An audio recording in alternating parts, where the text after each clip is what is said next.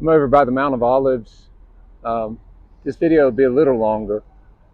And you can see directly in front of me those double gates. That's the eastern gate of the Temple Mountain. It's very important, and I guess end times thoughts. One of the prophets declares that Jesus will enter through that gate in his second coming. Right down here, with all these olive trees, is the Kidron Valley. And then behind me is one of the gardens of Gethsemane. There's at least 3 of them. Okay, this is the Church of All Nations. As you can see, it's very busy.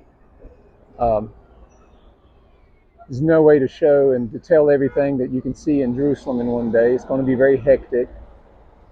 There's olive trees there in these gardens. Some of them have been around since the days of Jesus. Many of the locals are glad to see all the tourists back, but I mean, these places can become very crowded. So I mentioned these things, look them up.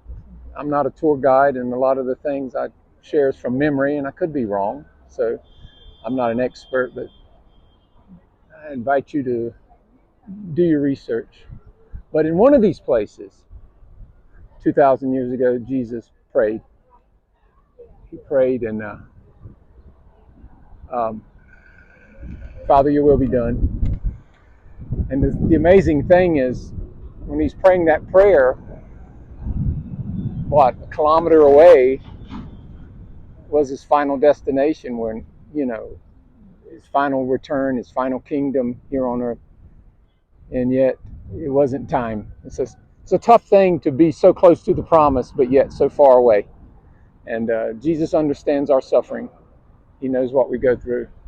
But I'll take a little time to just ponder these things, think about it. I'm going to hit inside if I can find my way through.